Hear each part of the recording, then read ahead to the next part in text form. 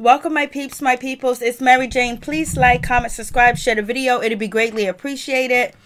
Let's talk about Married to Medicine Season 6 Episode 15, the season finale. It wasn't really a finale, wasn't really nothing going on. But let's just talk about Dr. Heavily having a bug in her hair. Nobody telling her that a bug flew in her hair. Not the camera people. Nobody. Bug could have laid eggs in her hair. All types of shit. Could have crawled up into her scalps.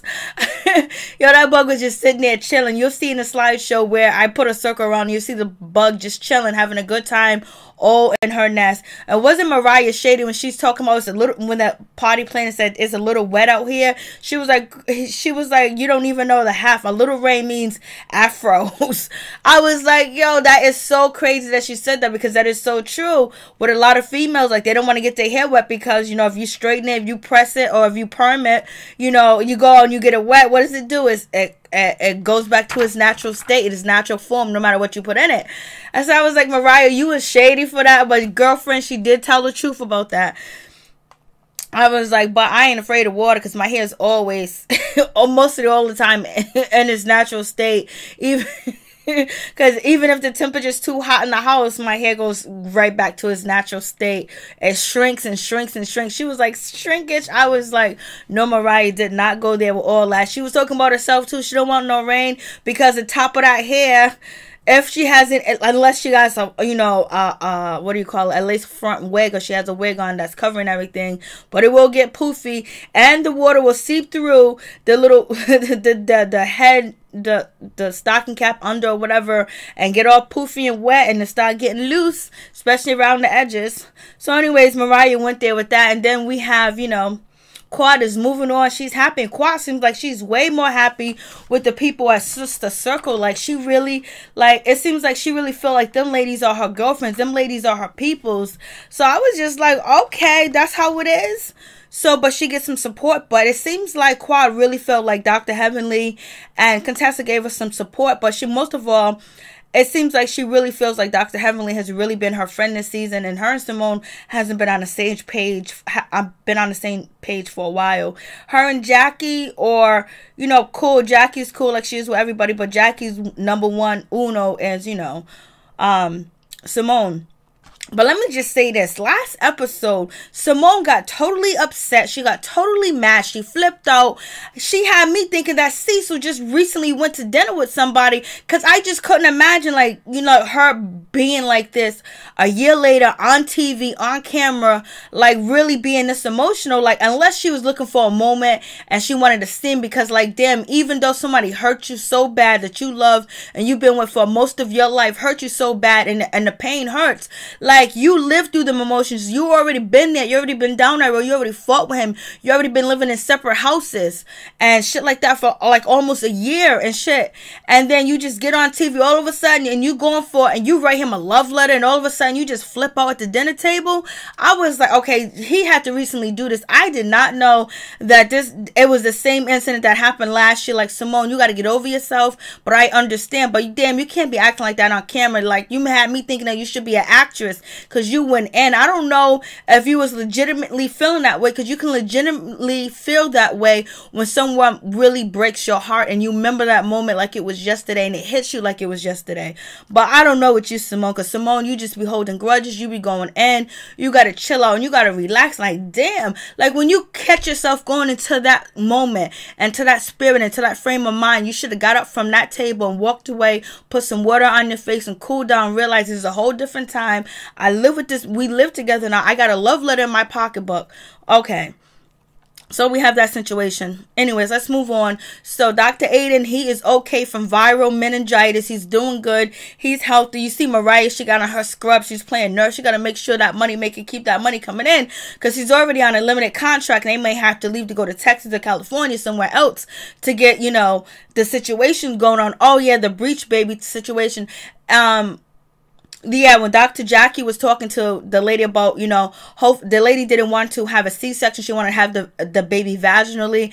And then I was also reading that, and also I know family members that had babies that were breech babies. And they end up having the babies vaginally, but it's more safe, you know, to have a C-section than to have the baby vaginally if it's a breech baby, because if you don't have a trained midwife and trained people around that's able to maneuver that, because I actually just recently seen someone give birth to a baby that was breech and gave birth to the baby vaginally. It was on one of these shows, something that I was watching, and the midwife, old school lady, old school like jungle person. I don't mean to say jungle like derogatory or anything like that. You know, old school with the woods, in tune with the trees, in tune with nature, came and delivered the baby like it was nobody's business. So anyways, moving on from that situation. So, Dr. Aiden, he's okay. And everything is good. And basically, Dr. Aiden was like, he was so glad the kids wasn't around. His son is so cute. You know, Mariah's daughter's so cute too as well. So glad the kids wasn't around, that they wouldn't get, you know, they would catch it or be contagious. He caught it in the emergency room. He can catch anything in the emergency room. And so, you know, he was like, I'm so glad they wasn't there. And Mariah was like, what do you mean? You so glad they wasn't there? What about me? I'm the worst first responder. What about me? You don't give a shit about me if I got sick? When she went there, I was like, that's real. That's a real marriage. That's a real Southern woman. That's a real down-to-earth woman. When they say, you don't give a shit about me? Like, what about me? I could have got sick.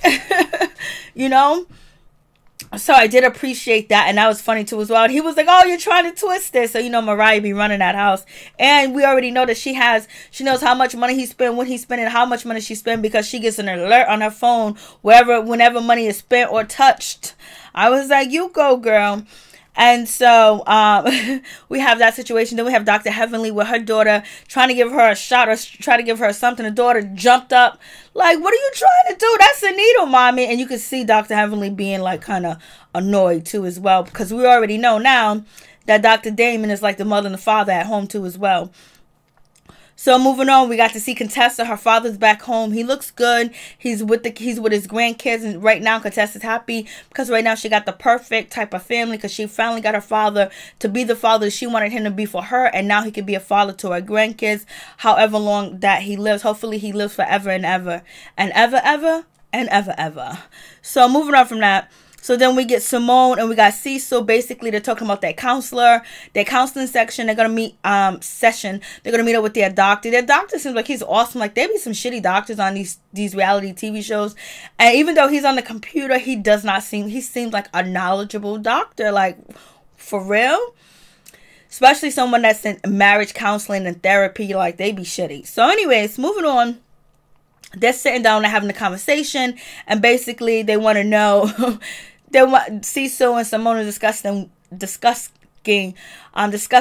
whether they should bring it up to the doctor about, you know, their previous argument at the restaurant. So and Cecil was like, there's nothing else we could do but do it. So anyways, they bring up the conversation with the doctor, and so Simone expresses how she felt, how bad it was, how terrible it was, how, you know, we know the story that he went to dinner, he left her, while the husband was like, I don't know what was going on in that situation. Basically, she was like really upset that she was saying that Cecil let this woman emotionally depend on him and things like that. So, if that's the case, that's probably because you wouldn't depend on him. You don't trust him with anything, and you just so like want to be in charge and want to be in control so much, micromanaging and everything like that. But anyways, he should have never chose. He could do whatever the fuck he want to do, but he went to dinner because he felt like that was the best thing to do, and you told him not to come back, and you filed for divorce or whatever. But hey, here we go again. So we're back to the situation.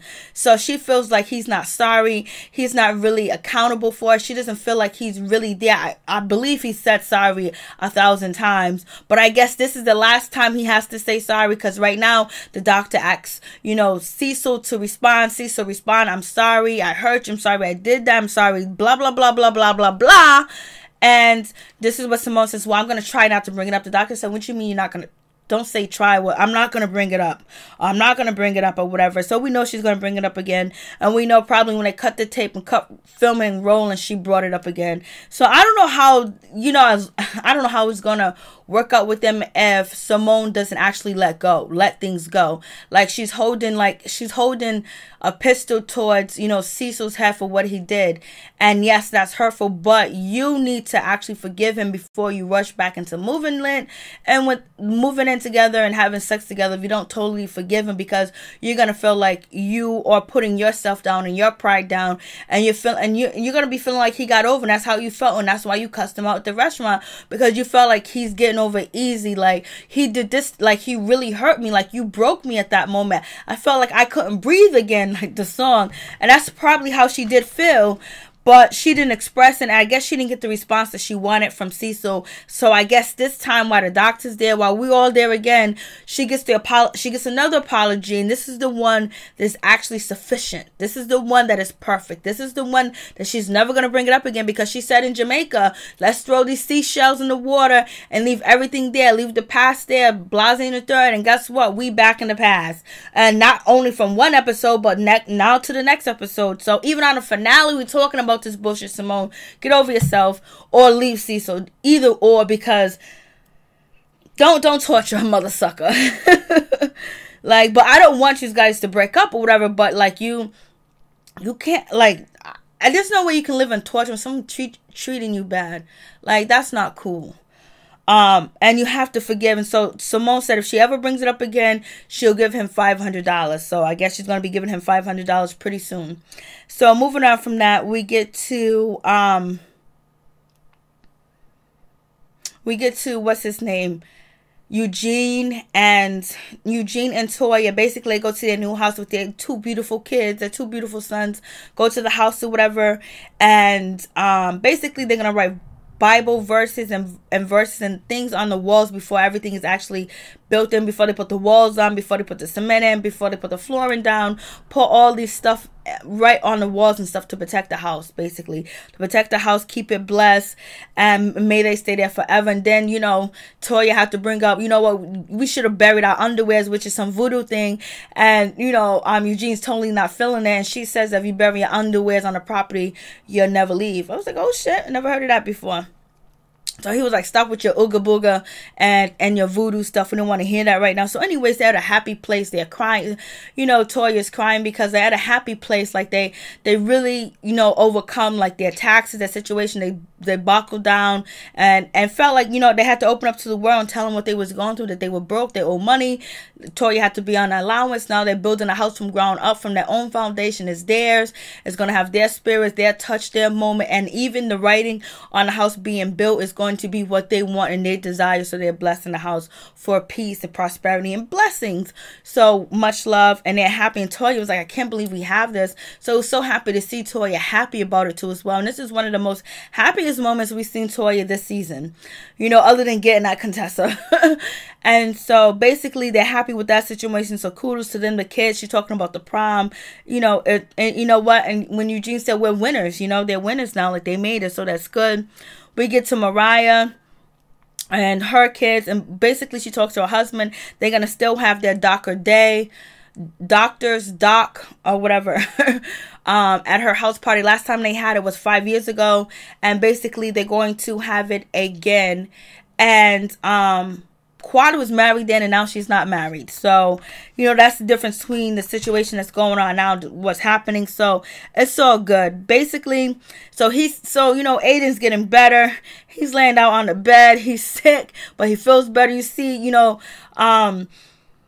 Mariah and her scrubs, like she's doing her damn thing. She's making sure the money man is back to doing good. And so we get Toya. She's at Sister Circle. She looks so happy. She looks comfortable. She looks like that's where she's supposed to be. That she wants to be in broadcasting, or she wants to have her own show, like a talk show, an informative show, a cooking show.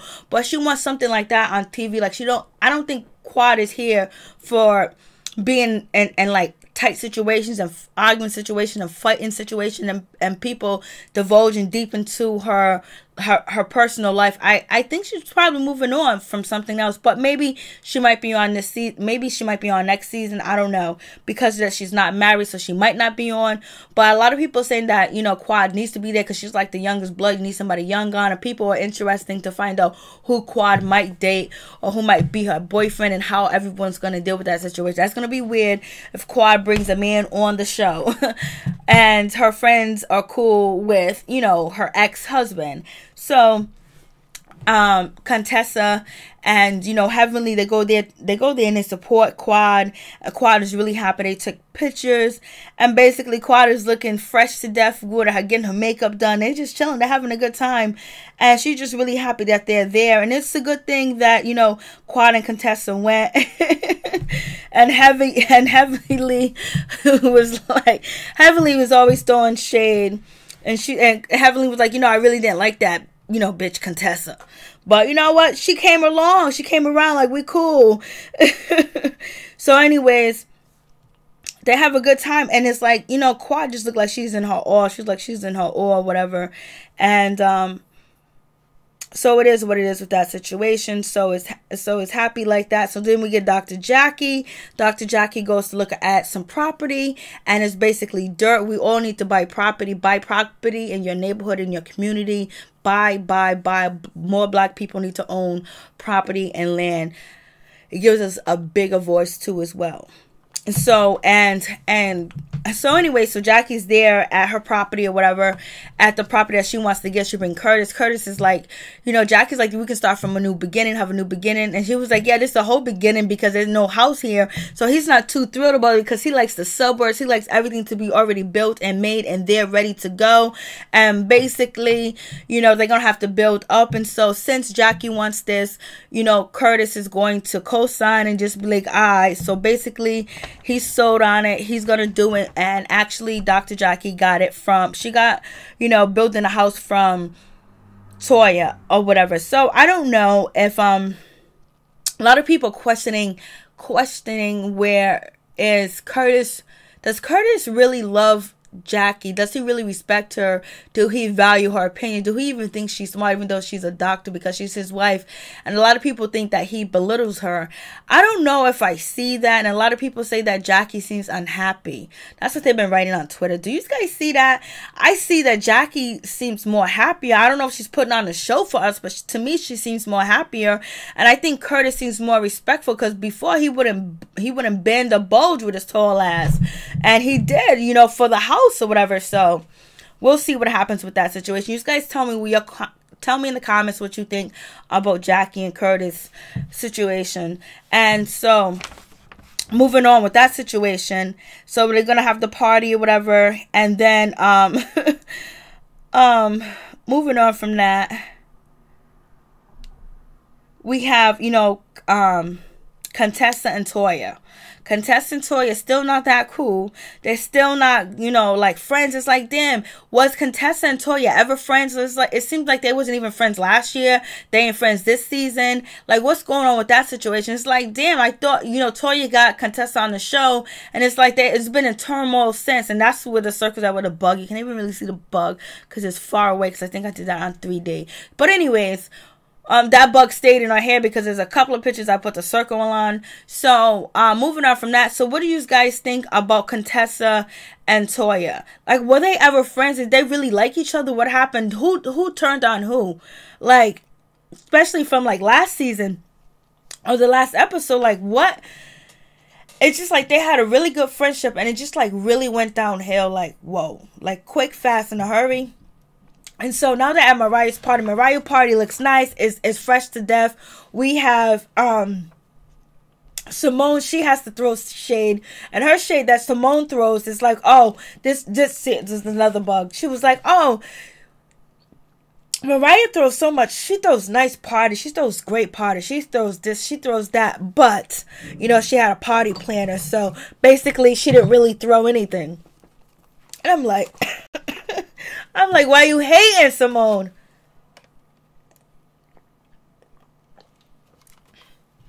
So Simone's over there hating like it ain't nobody's business. And she's making fun of, like, you know, Mariah. Oh, what, Mariah, she ain't working. She ain't busy. You know, and she had a party plan. It's like she put any much ideas into the party. So I'm like, okay. Throw the shade, throw the shade, throw the shade. And so all the ladies look nice, except for Simone. I don't know what the hell that pink outfit she had on looked terrible. Her and Cecil walking in together, like down the street, looked terrible too as well. But when they were separated apart, Cecil's outfit actually looked better. Simone's outfit didn't look that bad, but it didn't look that good. Toya's outfit looked good, but she was more covered up. Usually she shows more, but she's not going to because of Contessa talking about her body mass index. So she was kind of covered up. You know, usually she's showing that booty and them breastises, but she didn't. So we have that situation, and basically it's Quad, Contessa, no, it's Quad, Contessa, and actually, you know, Toya, and they're standing there or whatever, and they got these nice dresses, they gotta walk down these stairs or whatever. Mariah has a beautiful house, and so basically, you know, Quad is like, here, we're playing the fakeness. Oh, you look nice, she looks nice, oh, we're gonna get drinks, we're gonna have this, oh, we're gonna go get drinks or whatever. So they're being like fake friends, fake happy to each other, whatever. And it's like, you know, Toya's not gonna give in, Contessa's not gonna give in, because Contessa doesn't think she did anything wrong, Toya doesn't think she did anything wrong, but, you know, on both sides, somebody did something wrong, because there's no reason why you guys can't even come together and talk about the situation or even have a conversation. Like, come on, you guys know each other. You guys came up together. So we have that situation with that. I'm just like, damn, what is really going on? And then a lot of people really still think that Toya hit Contessa on purpose. Do you guys really believe Toya hit Contessa on purpose? Please let me know in the comments if you believe, you know, Contessa hit Toya on purpose. Like, come on. I was like, yo, I just want to believe the best in people, so I don't even want to say that she did it, but it's a possibility. But there, I'm going to say nah, but Contessa felt that way. If Contessa felt that way, she should have felt that. She should have kept that same energy to the end on last episode and be like, yo, I felt that you hit me on purpose. That's how I felt. That was the energy. That was the spirits. That was the gods. That was the people talking to me. You hit me, girl. You hit me. You elbowed me on purpose. So we have that situation. So anyways, it's all good or whatever. So, you know, Quad is like, they're being like fake friends, faking it or whatever. So we have that situation. The ladies do like that picture right there. They all look nice. You know, Quad's hair was immaculate. It was just, you know, beautiful as usual. So we have that situation. We have Curtis. He comes in. He knocks over the glass. He breaks the glass basically. And then also we have, you know, them talking about them being fake friends. Then Heavenly talking about, you know, how she went to church with Mariah and she swore in church and all this other stuff. But, you know, people say worse in church. And basically, Heavenly spiritual journey, you know, I think it was Simone that says that even though her spiritual journey, she's moving through it like a turtle. I was just like, whoa, we're just going there, right? And then Curtis broke a glass. We have that situation. And Quad really, you know, she don't really feel the trust. And she really feels like a lot of people around her cannot be trusted. You know what I mean? But as far as, you know, her new relationships that she has built with, you know, with Heavenly is really good too as well. But, you know, Mariah and Heavenly situation, you know, Quad is just like, well, Mariah can't be trusted because she apologized to me over and over.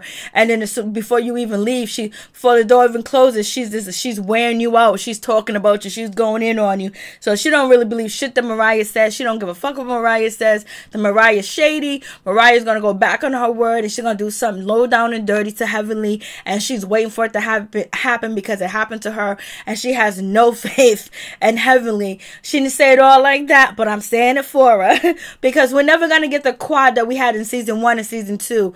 The Quad that we see every moment, every now and then, you're gonna get a piece of that old Quad, but she's trying to brand herself and elevate and probably be a news reporter or journalist, you know, for a major station, a major network or something like that. So she's building that catalog for herself. And she ain't doing it with, you know, her ex-husband. He's gone, you know, the guys talk about that situation. Damon brings up his situation, how the guys can get along, how we can get over our things and we can sit down and we can talk when they have cigars. When Eugene was so happy to see the Cuban man rolling cigars. They loved them some cigars, boy. I was like, And actually, you know, just getting along back with his friends. And it's like they didn't miss a beat. They back in touch. And then, what is his name? Dr. Damon, he was dressed down. Like, Dr. Damon just be dressing like he's a straight dude from the regular neighborhood. Like, you know, he don't like rocking suits, ties, or anything like that else. He'll rock his scrubs. He'll rock him some jeans, some sneakers, some Timberlands, and a collar shirt. Like back in the day, like them Hanes collar shirts or them collar shirts they used to wear. Like, he's just straight regular, up and down, straight regular dude or whatever. He seems very nice and sincere too as well. So do you guys think Dr. Damon actually ever cheated on, you know, Heavenly recently, or, you know, possibly ever? So we have that situation. And then Toya, she ends up talking to Eugene, tell Eugene, go over there and snatch up like 3 cigars and don't cuss out, you know, Contessa. And he was like, why would I cuss on Contessa? I'm not upset with her because she called you fat. She was cracking on your weight. And he was like, well, we know that I'm not skinny. I did lose some weight, but I'm still not thin yet. And she goes, well, she's a doctor. She shouldn't be calling nobody fat. I thought that was so cute. And he was like, you know, it's not a big deal. You know, I'm not going to get upset and mad with her over that. She was like, well, you know, he was like, well, you know, I got tough skin. You know what I mean? I got tough skin. I can deal with the insults. And she was like, I'm so glad you said tough skin and you didn't say thick skin. I was just like, Toya is pissed. That's why Toya was all dressed down like she was covered up, but she's still pissed at Contessa. So we already know she's coming at Contessa at the reunion for calling her and her husband fat. Oh my God. She was like, don't cuss out Contessa. That means she really wanted Eugene to tell her off. And Eugene used to get into the women's business. And he don't get into their business anymore. He don't do that no more. He don't get into the women's business. He don't get into their arguments. Because when he did, he done called them a B word. He done said the wrong thing and did the wrong thing. So now he's just strictly mind his business. So I'm just like, okay. Toya was heated. If Eugene would have got something popping. If somebody would have got something popping with Contessa, Toya would have went off. Toya was ready. And then, and you know, Heavenly said to Toya, you don't got no Spanx on, like, you know, and then she was like, oh, I wasn't even thinking. And then that's when Toya said, you don't got no Spanx on either, like, you got your Spanx on, you ready to fight or something like that. I don't know, it was vice versa, whatever. But Toya was thinking about fighting, and then Heavenly was like, I wasn't even thinking about fighting. Toya wanted to tear up some, you know, Contessa verbally. So do you guys think Toya actually hit Contessa on purpose? I think that's really what pissed her off, for her to accuse her. So they're gonna throw all that footage up at the, you know, reunion. So it's gonna be lit. It's gonna be lit. And so basically the guys hope that Dr. G comes around. They miss him. He was actually invited by Aiden, but he chose not to come because, you know, Quad was going to be there. So Quad and Dr. G are going to have to be at the reunion together so they can complete their contract and get their paper, get their money. So we'll see what happens with this situation. I'm like, damn. So it's a good thing that Aiden's fine. And then we also have, you know, Dr. Damon talking to Miss Lucy. Miss Lucy's talking to Dr. Damon and basically asking him if he's okay, how's everything going, blah, blah, blah. You know, and then Dr. Heavenly was like over there looking like, I know Lucy wants my man. And then Dr. Heavenly thinks everybody wants Dr. Damon. And they probably, I don't know. He comes off as, he's a guy that can talk you out of your underwear. He can just sit there and he can talk you out of your underwear. Or he can stare you out of your underwear. He's like one of them type of guys or whatever. And so, Contessa was like, Heavenly was like, I'm not going to go over there and say anything because, you know, right now I just got cool with Mariah. Last time she talked to, you know, Mama Lucy at Mariah's house at one of her events, it went haywire. So she's going to stay out of it. And Mama Lucy said, oh, look at your wife over there. I'm just going to keep going. So anyways, you guys tell me what you think about the episode. Peace. I'm out. One love.